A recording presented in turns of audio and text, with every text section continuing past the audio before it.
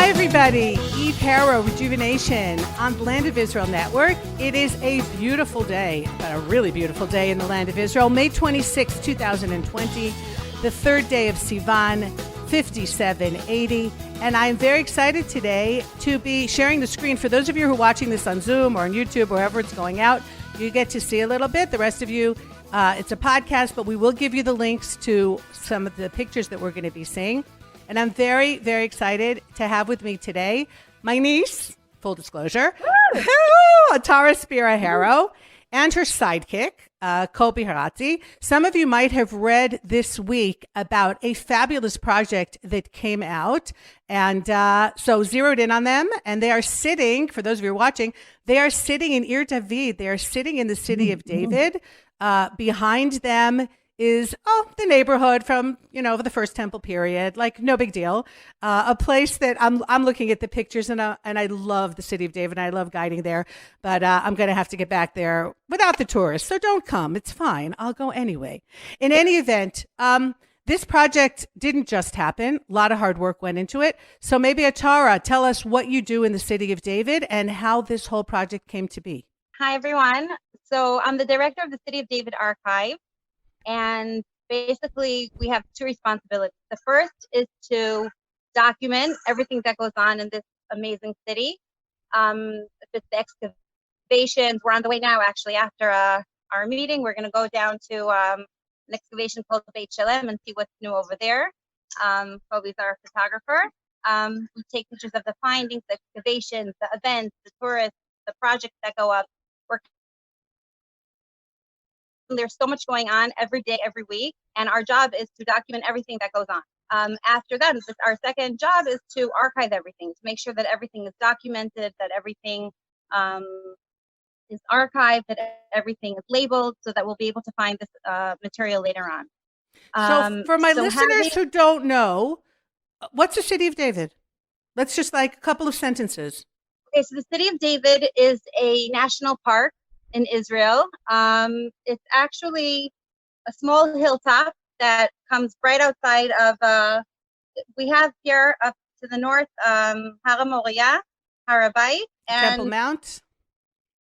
Sorry? The Temple Mount, right? And the City of David is a small hilltop that's actually outside of the old city wall.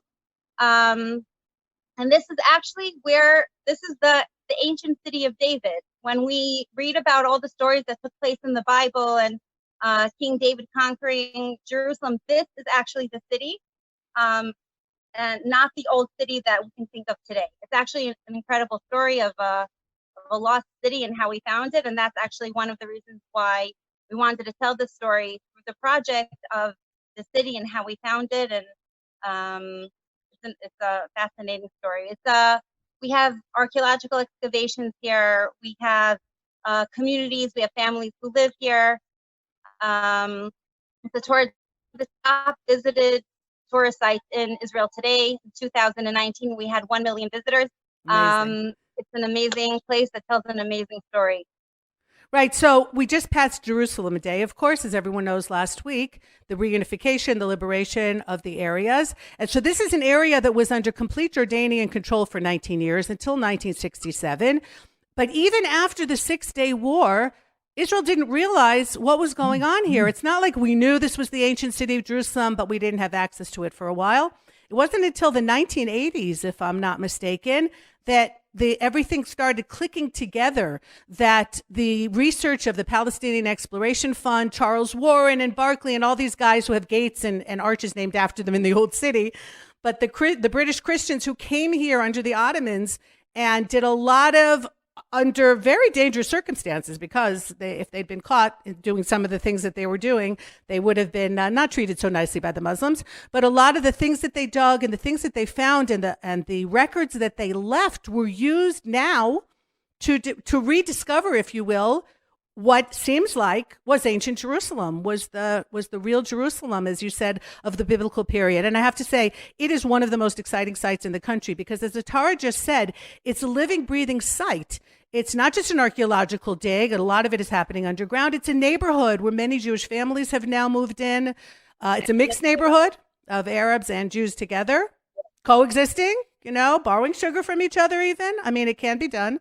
But of course, a whole like political atmosphere above it also. And so it is a very interesting site. And I know that a lot of times we don't know what's going on under our feet. Some of the announcements that are made about things that were discovered have been going on for years and have been kept kind of quiet to let let it go on. So you archive everything that you find. And of course, this is a control dig, which means that the layers that it came out of and can work out, the provenance of the place. But this particular project with the pictures, so how did that come about? So basically, like I said, we're sitting on tons of information and stories and images, and we wanted to basically tell the story of this incredible place. The city of David is the archaeological connection between the Jewish people and the land. And it didn't start, like you said, it didn't start not in 1967 and not even in 1948 with the founding of the state of Israel. The connection, like you mentioned, Charles Warren, it started decades and decades before the state of Israel, our connection, and of course also thousands of years ago. And we wanted to see if we can somehow use the image, the pictures we have and the stories that we have. And of course, we knew already about the Library of Congress has an incredible collection called the Matson Collection. Yes. With 22,000 pictures. And they took pictures during the first 40 years of the 20th century. They took pictures of all the historical milestones that took place during that time. And we wanted to see if we could somehow connect the stories that they were telling. And they have, I think, hundreds of pictures just from the city of David. So they knew that this was an important site, and they knew this was a biblical site. And we wanted to see if we can somehow literally fill in the picture for them. And that's basically how we knew we wanted to do something. And then we have another team member who's not here with us, Koby Applebaum. She's part of our team at the City of David Archive. And she's the one who came up with this idea. She presented it to us. And we've been working with Koby for years already. He joins us on all of our field day trips. And we felt like he's also an architect and he's a friend. And we thought that this could be a great project to do together. Koby, do you want to explain how we started it? Yeah, Koby, tell us a little bit about your involvement. Atara and Koby first mentioned doing this project. It was about Hanukkah time, which is some 6 months ago.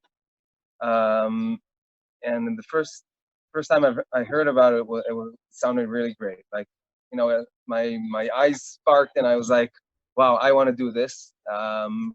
Even when I mentioned it to my wife, she was like, "You've been talking about these kinds of things for years." I've been walking around, and I found even things I've done years ago of all these sites in Jerusalem, not only the city of David.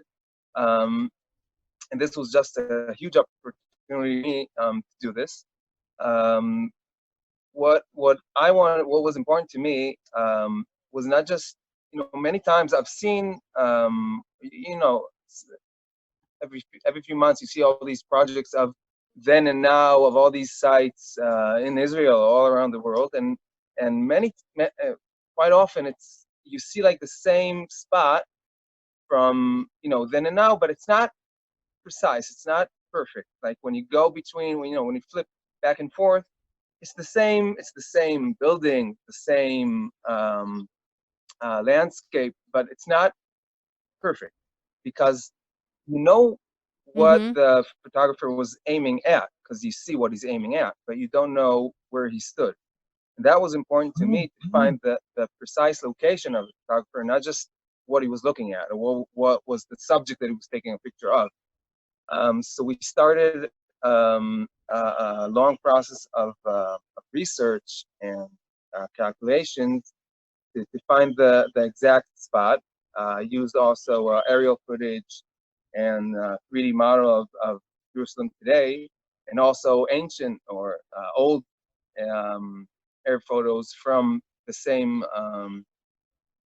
period when the Matson photographers were working, beginning of the 20th century. We have also aerial photos from that area, that stage. Um, so sometimes we found it very quick. It was easy. Some of them were really hard and frustrating to pinpoint where it is. To find, I'll try to make it simple. If you find two spots that you know exactly where they are today on the map, so you just draw a line, and you know that the photographer was standing somewhere along that line, because that's the only spot where they align. And if you have two of those lines, then where they intersect, that's where the photographer was standing. So sometimes we had two lines, sometimes we had three lines, but sometimes we had only one. And also, no one promises that when you find that spot, you can stand there today. It might be dug up and 30 feet in the air, and there might be a building there that's blocking the whole view, or trees, or anything else. So that was like the second stage, where you need to see what's relevant, what you can reproduce. I definitely see how your background in architecture helps you here with the lines and the angles and the spots. Nothing just happens. Everything is for a reason. Everything we go through, everything we learn comes in at some point in our lives. Even if we don't think so, it'll come into our lives. So you're behind the camera, but you're also understanding space and angles in a different way. So what did you do? You found pictures from the old time, and you went to look for the exact spot where that picture was taken, and then take a modern picture and kind of bring them, juxtapose them in together? I think first of all, when what we did is we printed up hundreds of pictures in the office. We hung things up. It looked like out of Homeland, when Carrie's trying to fit, it was crazy. It was important for us to also pick a picture, not just any picture, but a picture that tells a story. Meaning it was very important to know the story behind the picture. It wasn't just anything that would look nice. We wanted to tell a story here. And there were, let's say, Yad of Shalom, the tomb of Shalom. We had maybe 10 pictures of it, but even more. But we had to pick also in terms of the shade and the sun. And Koby made this crazy map of which picture. He printed out a map of the city of David, and I don't even know how he did it. Where do we go to take pictures? Because he wanted to make sure that the sun would align with the sun that the photographer 100 years ago took. It was a really crazy project, and it took weeks and even months to get, one picture we took of the Kidron in the winter, and we're like, it's too brown, let's come back in the spring and take it when everything is green. So basically, the Kidron Valley, for my listeners, is the valley just to the east of the city of David and of the Old City. And on the other side of it is the very famous, of course, Mount of Olives. But the Kidron itself was many, many, many, many meters deeper in the olden days. There are thousands of years of rubble that have rolled down the mountain that have filled up the Kidron. So you're also totally dealing with different heights. But just to orient people, so when we talk about the sun coming up, so the sun comes up from behind the Mount of Olives to the east, and then comes up, which is why there are those who say, and we'll talk about David for a second. Also, we're in the week of Shavuot, and King David, according to tradition, was born and died on Shavuot. But they say that Psalm 23, which many of us are familiar with, I walk through the valley of the shadow of death, I fear no evil, was actually written in the Kidron Valley, because that is the valley of the shadow of death. In the morning, the shade or the shadow of the Mount of Olives, which is a huge cemetery, falls over the Kidron. So you can actually put Psalm 23 and King David in a place. And that place is about, 30 meters from where the two of you are sitting right now. You're looking right down at it. So it all comes to life. Yeah. So like this, in a couple of days, if you read the book of Ruth, and of course the holiday of Shavuot, my personal favorite, flowers, cheesecake, and a story where the headliners are women, it doesn't get any better than that, right? But put his genealogy, in a place, and it's the Tanakh, the Bible just comes to life. It's incredible. Okay, but since we don't have actual pictures from the biblical period, because they didn't develop photography, so let's see. This is an example. Okay, so for those of you who are watching, we've got a picture, but for those of you who are hearing this in the podcast, no worries. We're going to send you to the website. You can see everything that we're seeing right now. So there you go. There is a picture right now. Area G. This is where we are right now. Wow. So we would print we printed all of the pictures up, And then actually Koby had a really nice idea that we would actually stop tourists and we would ask different tourists, different ages from different places, if they can hold up the picture for us like this. And then Koby would tell them exactly how to stand, and then he would take the picture. And this way, we wanted to show that everyone holds Jerusalem in a different place in their heart, and that everyone has their own view on what Jerusalem means to them. And we wanted to get as many people involved in this, even if it's just their hands. But it was important for us to do that. It was also one of Koby's ideas. So this is how we went out. So lots of people had their hand in the project, literally. Okay, sorry about that. Okay, so what are some of the stories? Yeah. And I was looking also for different kinds of people, not to ask the same, every time they have a hand of a young a student that's here on a tour. But once I asked a Haredi guy that I met near Dung Gate, and once it was a Christian tourist from I don't know, China or whatever. Yeah, you could see in that picture, there's on her nail, she has a little Christmas tree. Yeah. Oh, that's so funny. Might be a while till the Chinese tourists come back, so that picture might be a keeper. But let's leave with all this whole pandemic craziness. But let's leave that aside from now. For now. Right? Yeah. No, I got it. I'm being a little sarcastic because of everything that we're going through now. That we can't because there's nobody behind you. I mean, normally we would have people walking between you and the screen because that is an area where there are lots of benches and people sit. And we talk about the ancient toilet that was found and the 4-room house, which is symbolic of what the Jewish home would, or Israelite, more correctly, home would look like at the time. And that whole area just has so much going on, the stepped structure and the dead dogs and the whole thing.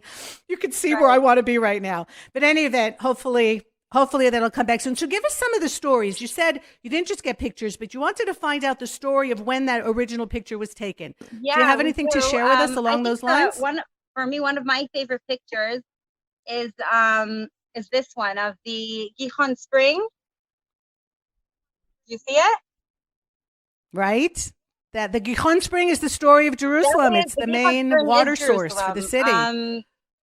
To me, I think that the Gihon Spring was key here. And I think that this is actually when, in 1967, when Queen Victoria sends Charles Warren to come look for the treasures to bring back to the British Museum. She sends him to Jerusalem thinking of the Jerusalem that we know in the Old City. And he really begins to dig and to excavate there. And then one day, somehow he hears of this spring, that there's a spring underneath the potato field. And he comes down to the spring, and then he realizes that the spring actually leads to a tunnel that takes you into the city. And that's how he finds what we know today as Warren's Shaft. And that's when he realizes that this is the secret passage that David uses to conquer Jerusalem. And that's when he writes to the queen, I found Jerusalem.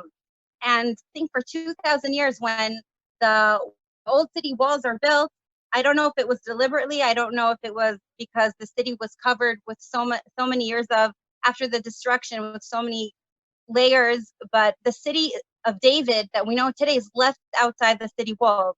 And it wasn't until 1967 that Charles Warren realizes this is actually 1867. 1867. Where he realizes that this is the ancient city of David. And then there are thousands of archaeological expeditions that come to Israel from France, from Germany, from all over the world to come and dig up the city.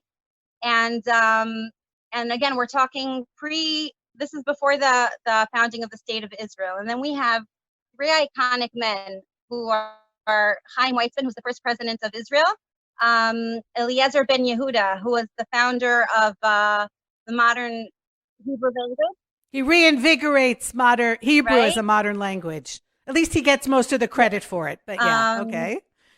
And he is buried across from you where you are sitting right now on the Mount of Olives. That's right. And these 2 men who realize the importance of this area, they go to the Baron Edmund Rothschild and they ask him for help so that they can start excavating here.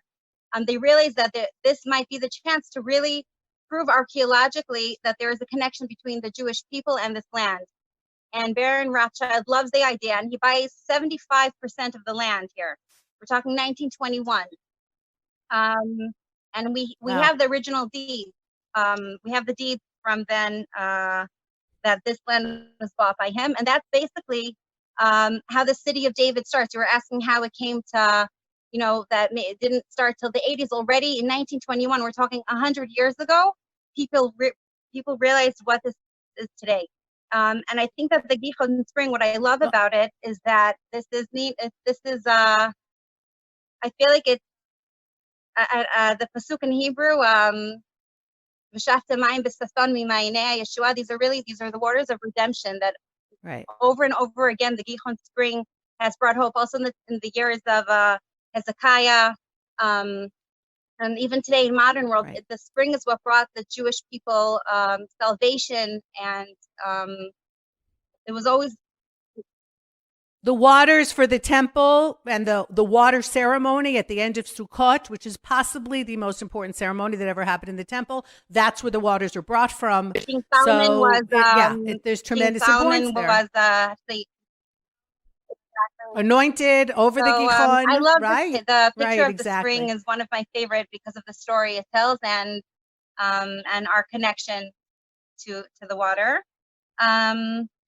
The other picture, the other story that I love, maybe Koby will let him speak also in a minute, though. I'm waiting.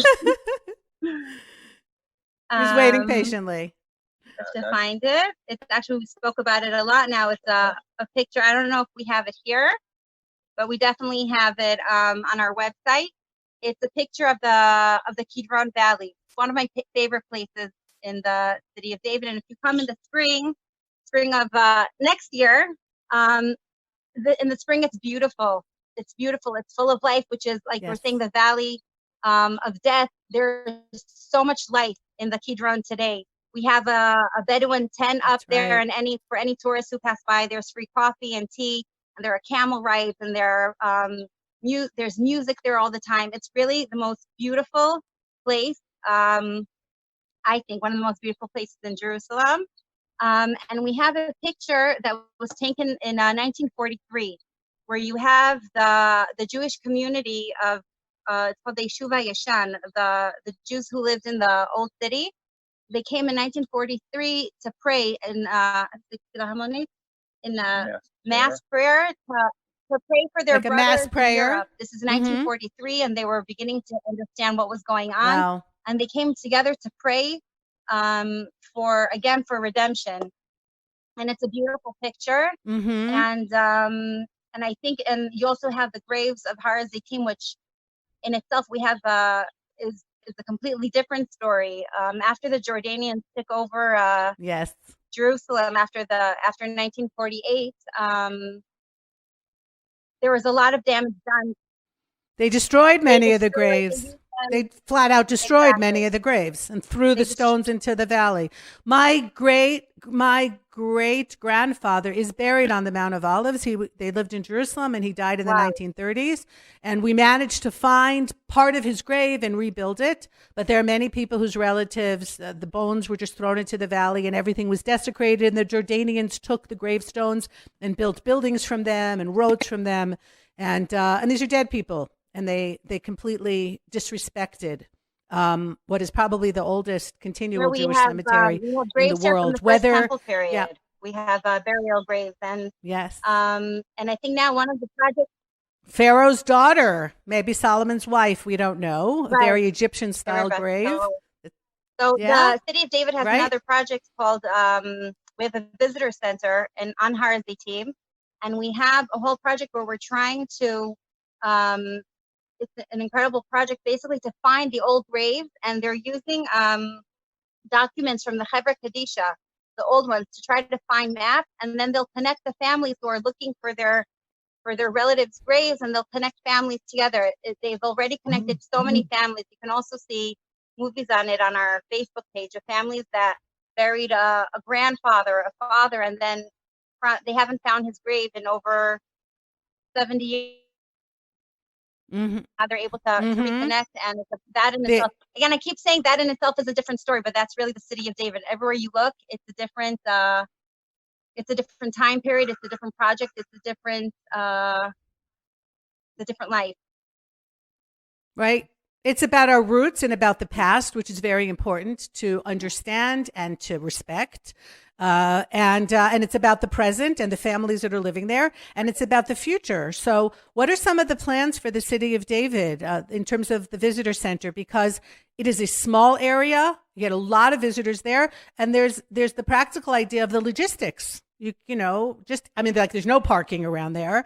There's a lot of one of the things I was talking with another tour guide friend that we don't miss in these days of not guiding is the obnoxious bus drivers. So we're trying to find like free the shuttles silver from the lining. first train station now that make it much easier. Right. Right. But it is challenging. But you have plans for like a visitor center on top of the Givati parking lot, which is one of the big archaeological digs. To speak is that about all happening? the plans. I can tell you about the Herodian road future. excavation, which is stunning, which is one of my favorite places, especially Please. talking about Shavuot.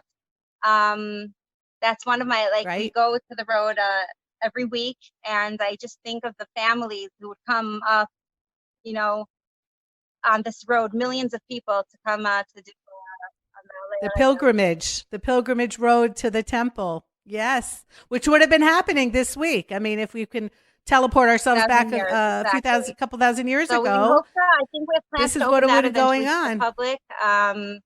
Everything else is up in the air, but right, exactly. or down in the ground. What we were saying about the challenges deep down in the really, ground. What I love about this project is, on the one hand, there's we're able to really make these connections. So little changed, really.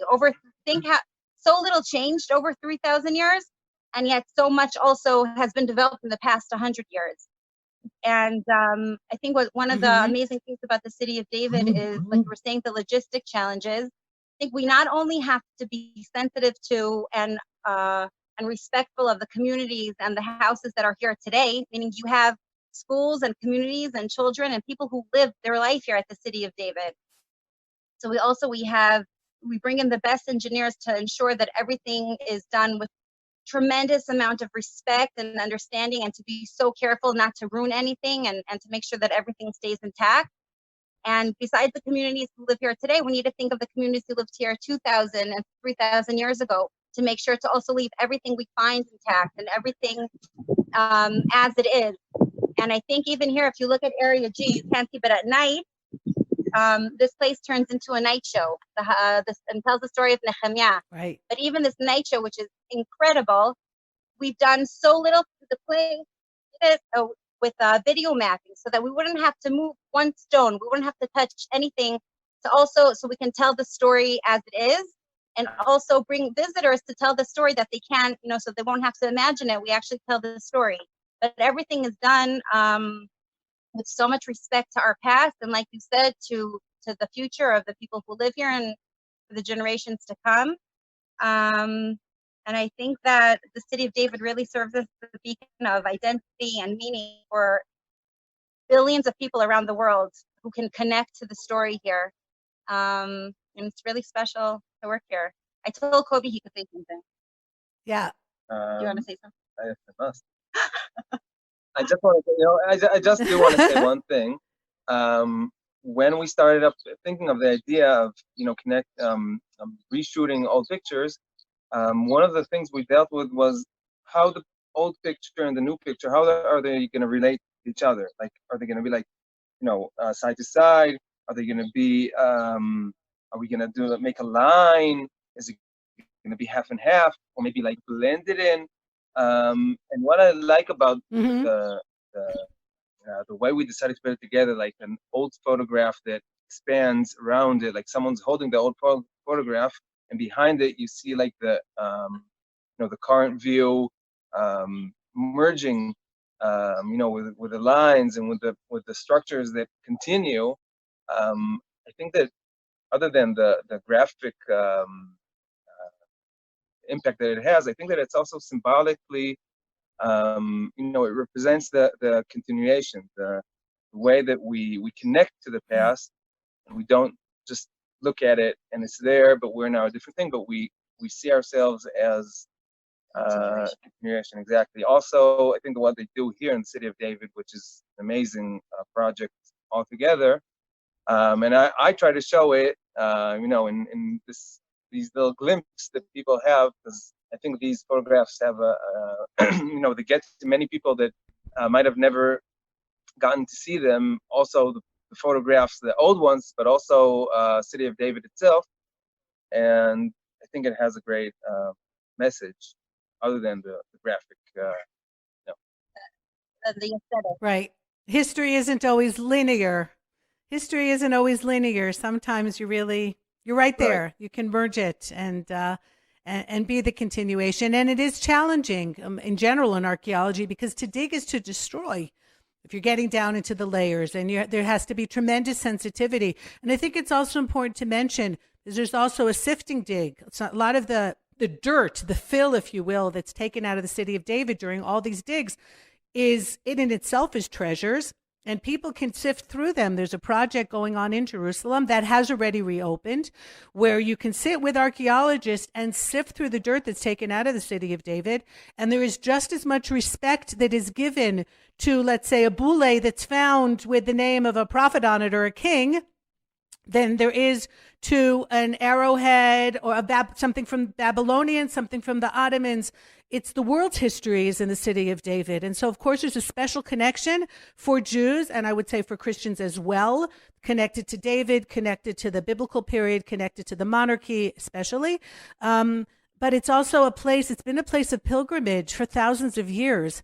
And of course, a place of war and of destruction. And so many different civilizations have left their mark there. And I'm seeing behind you, Atara, a tower that was dated to the Hasmonean period, and that just a couple of years ago, when a similar structure was found on the other side of the road, not so close, the conjecture that perhaps this is the Accra, perhaps this is the famous fortress that was spoken about during the Hasmonean period in the 2nd century BCE, that the Greeks still held for many, many years and interfered with the pilgrims going up to the temple. And now it looks like we have finally found the remains of that battle, I think minus 142, if I'm not mistaken, and a lot of what's going on. So it's an ongoing project. Some of what you find today, something you'll find in a few years hence, will then bring, and then you go back and then you start putting things together.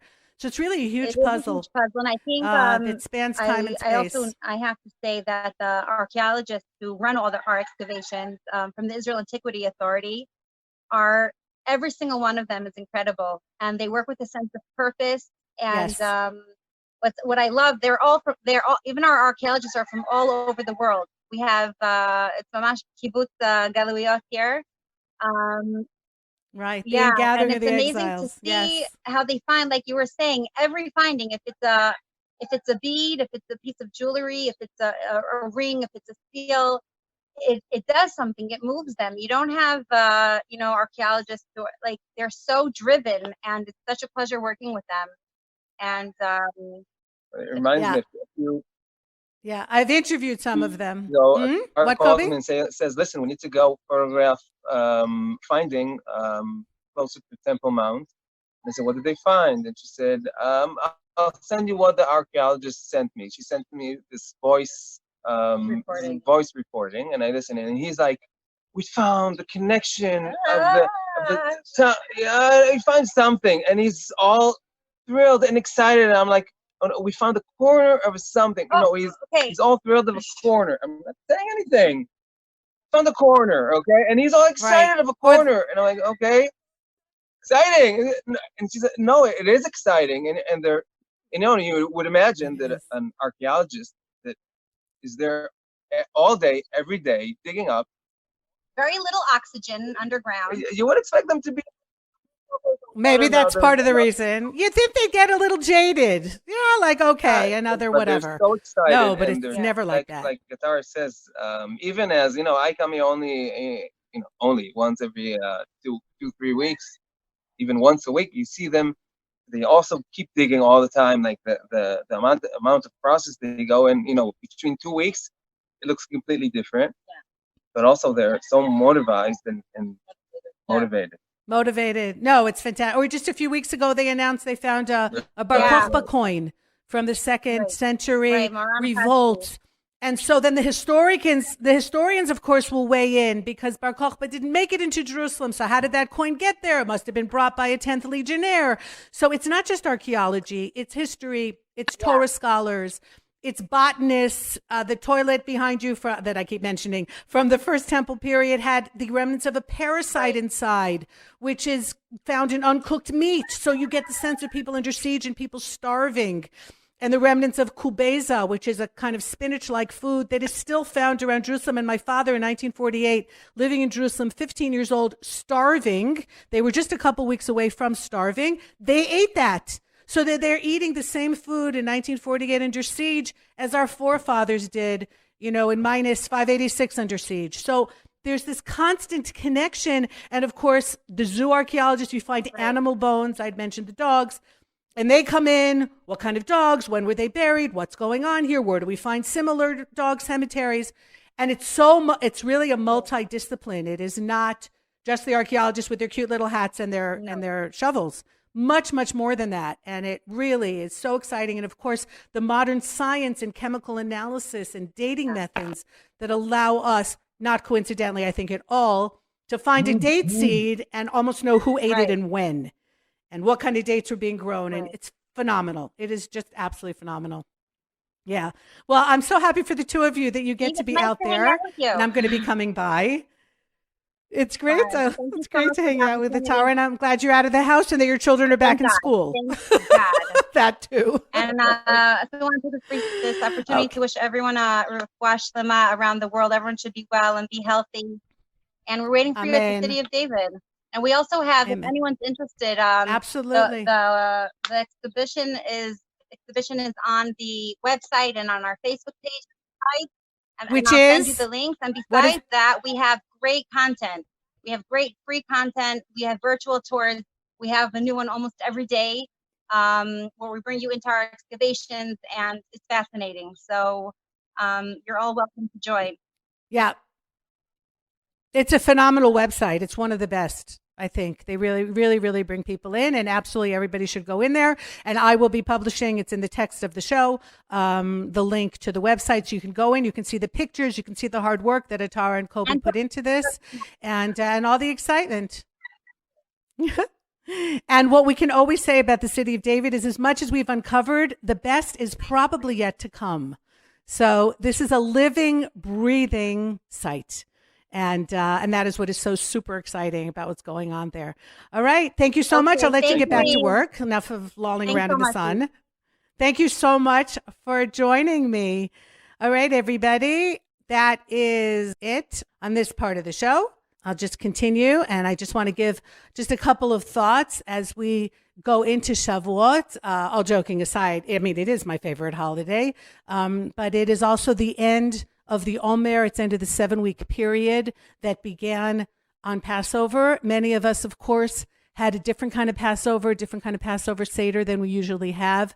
And I hope that wherever you are, things are looking up, that you are well, and that the people around you are well, and that these last 7 weeks, because really that's a lot of all this started just before Passover, and it seems like it's still March. It's like March 150th. I don't know what's going on here, but Israel is definitely pulling out of the COVID crisis to a great degree. Very few people getting sick every day, thank God, and we're hoping there won't be a second surge. We don't know, but the hospitals are ready. And of course, Israeli companies hard at work at the vaccine and at different kinds of testing. I don't think we're ever really going to know why some people got sick, why some people didn't get sick, why certain countries have been affected so much more than others, because there's so many moving parts here. So many of the things that I've been reading that I'm sure you have as well. Maybe people, let's say in India, didn't get sick as maybe they did, and we don't know because they're not being tested. Maybe they didn't because they have gotten a certain version of this a long time ago. Because like when I was in Thailand a few years ago, they were telling me that a lot of people die in their 50s because the water is bad and because there's so many other germs around that make people sick. But maybe certain people exposed to things already from a young age were immune to this one. Maybe certain shots that like my generation got when we were growing up provided us with some immunity? I don't know. And I don't know if we're ever going to know the complete story, but I do know that here in Israel and around the world, people are hard at work to making sure that at least we can get a handle on this, and that the vulnerable populations here in Israel, meaning, of course, the older population, is still really staying in their homes and is being very, very careful. And it seems that that's what's gone on in the last few weeks. Is it's mainly the older population, with some exceptions, that has really paid the price for this. As of today, 280 deaths here in Israel, and most people have, which is of course a terrible loss to their own families. You can't just go by the numbers. The economy, pulling out of it. Were we right? Were we wrong? Did Sweden do the right thing? Did other countries do the right thing? Well, since none of us ran control groups in our own countries, it's going to be hard to know. But one of the messages of Shavuot and of the book of Ruth is about social justice and about caring for people who have the inability to care for themselves. The book of Ruth is a fabulous book that really belongs, historically speaking, in the time period of the book of Judges. Boaz probably being one of the judges at the time. So why isn't it in the book of Judges? And it probably, one of the theories, and Dr. Yael Ziegler wrote about this extensively, is that it shows you what should have been. The book of Judges is almost physically painful to read, about the slide in behavior and in caring about each other that happens from the beginning to the end. Of course, this is the period before we have the temple in Jerusalem. This is the period between the conquest of Joshua, where Shiloh, the tabernacle is in Shiloh, the Mishkan is in Shiloh, although people stopped going there as well because probably of misbehavior on the side of the priests there, and not doing what they're supposed to be doing, leadership not being what it should be. And you see the slide until the people ask for a king, because everybody's doing what they want. And of course then Samuel, and you start with Saul and David, et cetera, and into the monarchy, and of course Jerusalem and the temple being built by King Solomon. But that is a huge message. So the book of Ruth doesn't go into that book because it shows what should have been and could have been. Very often in certain situations, people will say, well, I mean, I couldn't do any better, but nobody could have done any better. And what the book of Ruth is saying is that you could have done better. You could have let people come in, converts and strangers come in, and treated them with respect and even with love.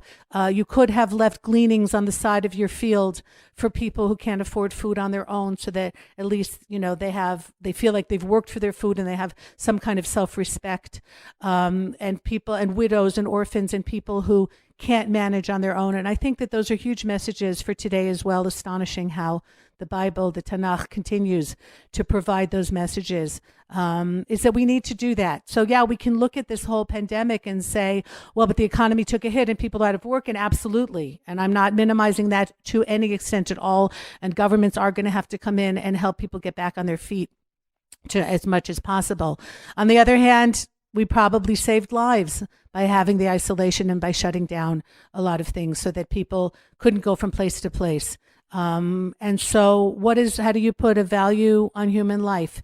And I'm glad that I belong and that I live in a country that put a supreme value on human life, even though it took its toll financially, and hopefully we'll be strong enough to get back there. But this is still, when we talk about the Tanakh, and some of us, we dream about the times where all will be good and all will be fair. We've got a long way to go in the world in order to still do that, and to do it without resentment, because you can do things grudgingly and you can do things with an open heart.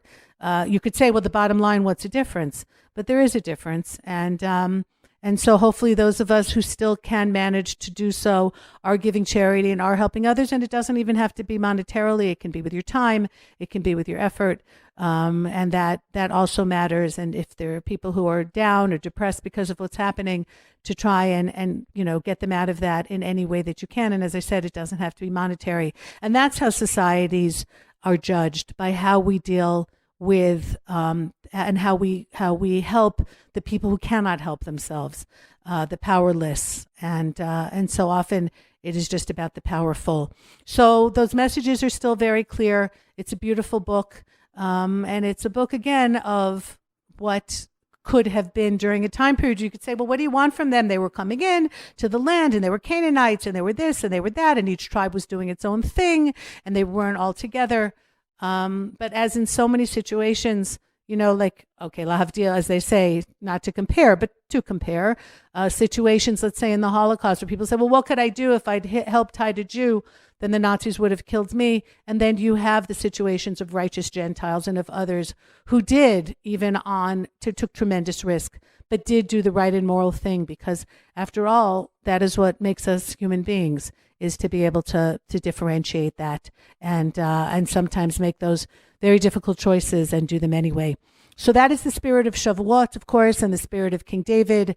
People have a tradition of learning Torah all night, and the night of Shavuot. Normally, there is on Shavuot morning a tremendous, really modern day pilgrimage to the Kotel Plaza area. That's not going to be happening this year. People are limited, of course, in crowds and not having people too much together. So normally I try and spend Shavuot in Jerusalem. Not going to be doing that this year. For those reasons, but doing what we can anyhow, making sure to eat cheesecake, because that's definitely a big part of the holiday. But as I sit here in my kitchen in Efrat, I literally look out my window and I can see Bethlehem, which is Beit Lechem, which means the house of bread, the barley and the wheat fields that are the backdrop of the book of Ruth, that Ruth is gleaning in.